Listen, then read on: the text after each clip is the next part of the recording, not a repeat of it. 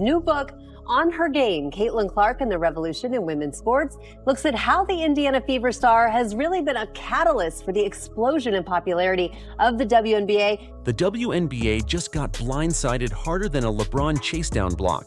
Caitlin Clark's new book hit #1 on Amazon overnight, and the league's top brass is reportedly scrambling like they just realized she's not just a player. She's the brand. Christine Brennan is releasing her book about Caitlin Clark, and she talks about the impact of Caitlin Clark, but she is also sharing a look behind the scenes at a lot of the drama and negative things that happened last season. This wasn't a slow rise or steady climb. Nope. It was a full-blown skyrocket, like Steph Curry dropping 30 in the first half. It hit bestseller lists before some WNBA execs even had time to order a copy. The kicker? The league didn't even authorize it. Now that this story is emerging from Christine Brennan's book, and then of course the WNBA Players Union wanted Brennan fired. That book is about to drop, and the stories are coming out. Journalist Christine Brennan, a 21-time Olympic reporter and New York Times bestseller, dropped this unauthorized bombshell with no permission and zero fluff. This wasn't a Caitlin Clark storybook rise puff piece. This was a tactical nuke dropped right in the middle of the WNBA's summer. But here's what really shook the league. The book wasn't about her stats. It was about their failure.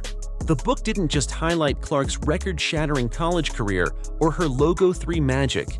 It flat-out exposed how the WNBA fumbled the most historic rookie debut in women's sports history. Somebody hit me up earlier in the week and said, what if Caitlin Clark just left and started her own league? Would that work? What do you think? Nike loves her. Nike, she's got Wilson, obviously. She's got Gatorade. If Nike said, we're going to make the Nike Clark League, obviously it takes a few years to get the arenas and whatever, and they could do it. I think they could absolutely put it together in a couple of years.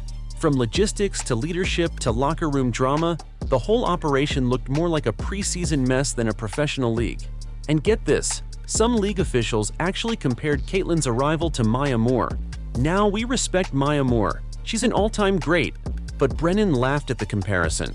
She did not name, and she asked that person, do you know how big this is going to be? And that person responded, yeah, this should be the biggest thing since Maya Moore. Now, Maya Moore is an all-time great player. Maya Moore has never sniffed what Caitlin Clark has meant to the profile of women's basketball. And Christine Brennan was shocked that they would compare it to that. Clark had already obliterated viewership records in college before stepping onto a WNBA court. This wasn't Maya Moore 2.0. This was a full-blown cultural earthquake. To say the league was unprepared is like saying Shaq was mildly tall. Clark didn't just arrive. She took over. The book details how she even called top WNBA officials before the draft to ask if they were ready. Their answer? Yeah, probably the biggest thing since Maya. Yikes. And just like that, the entire front office looked like it was running a lemonade stand. I looked seriously at the leadership of the WNBA. And how could you not be prepared for this moment? You've seen it happening in the Big Ten. You've seen it in Iowa. You see these TV ratings. And then what? But wait, things only got worse once the pages started turning. Brennan's book began flying off shelves. Not because Clark fans wanted a feel-good bedtime story, but because people wanted the truth. Fans were ready for the tea. What really happened when Clark entered the league? Why did it feel like the vets weren't just cold? They were outright hostile. The answers? All in the book, and they're messier than a James Harden playoff exit. There have been so many mishandlings within the WNBA, and those things are still spilling over. However, we saw in the very first game of the Indiana Fever season when they played the Chicago Sky and they blew them out by 35, there was an immediate investigation into the Indiana Fever fans saying that they were saying racist things, they were doing all things immediately. And here's where the plot thickens faster than Zion Williamson at a buffet. The book doesn't just call out the WNBA's lack of preparation, it practically drags them across every chapter like a full-court press. From missed marketing opportunities to flagrant on-court hits, Caitlin Clark's entire rookie year now reads like a comedy of errors. If the comedy was actually a tragedy. One jaw-dropping moment, Brennan revealed that Clark was physically targeted more than any other player in the league. It is astounding to me how Kathy Engelbert doesn't come out after the Marina Mabry hit and say, that's unacceptable, the refs got it wrong. Okay, should have been kicked out then, you weren't, but now I'm going to kick you out, you're suspended for another game or two. That's just unacceptable behavior for someone who's so important to the league. The numbers don't lie. Caitlin Clark absorbed more flagrant fouls than LeBron has flops. And what did the league do? Almost nothing. Refs looked the other way like they left their whistles in the locker room. Meanwhile, stars like Kennedy Carter and Marina Mabrey were taking cheap shots like it was WWE night at Madison Square Garden. And who stepped up? Not the league. It was Sophie Cunningham, Clark's teammate, who acted like her unofficial bodyguard. Imagine being so unprotected that your teammate has to go full Ron Artest mode just to keep you standing. And it wasn't just one game. It was a whole season of shoulder checks, eye pokes, and sneaky elbows. But the real slap in the face? The Olympic snub. Yep, Clark was left off the USA Women's Olympic team for 2024. I have two sources, impeccable sources, who said that they had heard that a concern was that if Caitlin was put on the team but only got a few minutes of playing time, which would be logical for a rookie, if she only got a little playing time, that all of her fans would be upset and would be, I guess, just storming the gates and on radio shows and on social media. I couldn't believe my ears that was a discussion topic in the meetings about the reaction to Caitlin Clark. While fans around the world were flying in just to watch her play, the committee basically said, nah, we're good. And guess what? That decision aged like unrefrigerated milk. When the women's basketball team finally won gold, the ratings were the worst since 2008. Worse than women's soccer. Worse than everything. If Clark had been on that roster, NBC would have needed extra satellites just to handle the viewership. That was a billion-dollar blunder dressed up like team chemistry. Caitlin Clark was being left off of Team USA, the Olympic team. I was on the record this morning saying this was an idiotic decision by Team USA. I'm thinking about the fact that the WNBA swears they want to elevate its brand. They've been lamenting the fact that they haven't gotten the shine that they so richly deserved and has worked diligently for decades. And knowing what a global platform the Olympics provides, if you had her participating, I think they missed the boat on passing that up.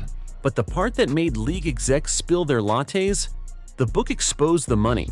Caitlin Clark makes $76,000 in WNBA salary. That's cute, but endorsements? Nike, Gatorade, Wilson? She's already clearing $40 million this year. The league needs Clark more than she needs them, and this book proved it in brutal black and white. This wasn't just a tell-all, it was a warning shot. Publishers don't throw millions behind athlete books unless they know the demand is nuclear. And this one? It exploded. International fans, casual fans, non-fans, they're all reading about the one rookie who became the only reason most people even know the WNBA exists this year. Boy, everybody's waiting to see what is in that book. You got Cheryl Reeves trying to get ahead of it. You got Dawn Staley trying to get ahead of it. They are terrified. They are scared to death at what Christine Brennan has in this book. Now, you have Dejanay Carrington threatening to sue. She's threatening to sue Christine Brennan. Let's just say, this book didn't just spill the tea. It dumped the whole pot on the WNBA's white carpet. Christine Brennan's biography wasn't even authorized by Caitlin Clark, and still, it became the most important book ever written about a WNBA player. That's wild. Clark never sat down for a full interview with Brennan, and yet people couldn't buy it fast enough. Why? Because fans were starved for truth, and Brennan delivered it like Steph Curry in the fourth. While other players are struggling to get media attention, Clark has publishers fighting over who gets to print her story. Scryer, a division of Simon & Schuster, gave this book the VIP treatment. Interviews, exclusive reporting, deep dives into behind-the-scenes drama. Brennan even followed Clark around for 6 weeks. That's commitment, and it paid off, big time. Apparently, the leadership in U.S. women's basketball was so worried about people's reactions to Clark's playing time, so concerned about critical posts on X and Facebook and the like, that they didn't want to deal with any of it. That is honestly It's not fair to her. Well, it is, and I've covered the Olympics for a long time, Yeah. actually since the '84 LA Games, and I've never seen a worse team selection decision ever. Here's where things get even crazier. This isn't just about fans in Iowa or Indiana. Clark's fan base is global. People flew in from Hawaii, Mexico City, even Europe, just to watch her play. A family booked an entire vacation around seeing the Indiana Fever take on the Las Vegas Aces, and their kids reacted like they were going to Disneyland. We're going on vacation to Las Vegas, and we are going to go see Caitlin Clark at the Aces. No way! We already have tickets. Really? Really? Thank you. Thank you. Caitlin Clark. Once in a lifetime opportunity. Except instead of Mickey Mouse, they were getting Caitlin Clark versus Asia Wilson in real time. Think about that. When Clark's healthy, ticket prices spike, games move to bigger venues, and arenas sell out like it's a Taylor Swift concert. But when she's injured, ticket prices crash by 70% in 48 hours. Now, this was just released by Legion Hoops about an hour ago, and it says this weekend's Sky Fever game is now down to $7 on TickPick. And you want to know why the tickets just plummeted? It's not because Angel was there. The ticket sales is going down because Caitlin Clark is hurt. One player, just one, has that much pull. That's not normal. That's LeBron-level influence. But here's the gut punch for the WNBA. Fans aren't loyal to the league. They're loyal to Clark. When she plays, the WNBA matters.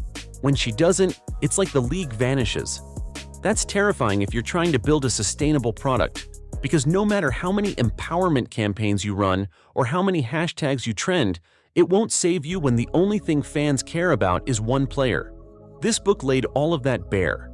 It wasn't a fluff piece. It was a hard look at how the WNBA completely misjudged the moment, mishandled its biggest asset, and then pretended like everything was fine. Spoiler alert, it wasn't. And yet, instead of learning from their mistakes, league officials are acting like this book is the enemy. Dejanai Carrington, furious. Multiple players, throwing tantrums on social media. But Dejanai Carrington, this is mental. This situation is mental. Dejanai Carrington is basically threatening to sue for defamation of character. Christine Brennan, I hope you know what you're doing, because you might be in court soon. But none of them are denying the facts, because they can't. The book is too detailed, too accurate, and too well-sourced. Brennan had witnesses. If this story went to court, the judge wouldn't even let it go to trial. It'd be game over. Now, this is where the WNBA really starts to sweat, because the receipts in this book are not just embarrassing, they're career-ending. Let's start with the biggest failure of them all. Clark not being selected for the 2024 Olympic team. Yeah, the league's brightest star, the one drawing millions of viewers, left off the Olympic roster. That move wasn't just dumb, it was economically disastrous. The gold medal game without her pulled in 7.8 million viewers. Respectable, but nowhere near what it could have been. Even women's soccer outperformed them. And here's the twist. Dawn Staley, who helped pick that team, later admitted that if they had to do it again, Clark would have been a high consideration. High consideration? That's like the Lakers saying they'd maybe start LeBron. Come on. Caitlin be on the U.S. women's national team. You were part of the selection group. Now that we've got a little bit of time and we can get into some clear air to see what happens. If we had to do it all over again, the way that she's playing, she would be in really high consideration of making the team. But wait, this wasn't just about bad scouting. It was about fear. The book reveals that USA basketball officials were worried about online comments. They didn't want to deal with people arguing over Clark's minutes on X and Facebook. So instead of embracing the biggest superstar since Tiger Woods, they benched her out of cowardice. That's not strategy, that's sabotage. Now Brennan's book is throwing a spotlight on every bad decision the league's made, including how Clark is making $40 million a year in endorsements while her WNBA salary is just $76,000. You read that right. She makes more from Gatorade, Nike, and Wilson than the entire league can offer. And she's still expected to take cheap shots and flagrant fouls without protection? Even Sophie Cunningham had to step in as her unofficial bodyguard. Here's the plot twist no one expected. Caitlin Clark doesn't even need the WNBA. And that's the nightmare scenario. If Clark walked away tomorrow and launched the Nike Clark League, fans would follow. She's got the sponsors, she's got the fans, and she's got the media. And based on the WNBA's total lack of preparation, they know it too. This isn't paranoia. This is math. Ryan Brewer, a sports economist, calculated that Clark's economic impact could hit $1 billion this season. And if that's true, then every time the WNBA sidelines her, ignores her, or fails to protect her, they're literally burning money. The book didn't just point fingers, it lit the whole room on fire. From logistics failures to physical danger to flat-out mismanagement, Brennan laid it all out. And the WNBA's silence? That's the sound of a league that has no idea how to fix what's broken. This isn't just a sports story, it's a business story, a culture war, and a wake-up call wrapped into one. Clark changed the game and exposed the system. If you're enjoying this content and want to see more like it, hit that subscribe button and support the channel. Thank you.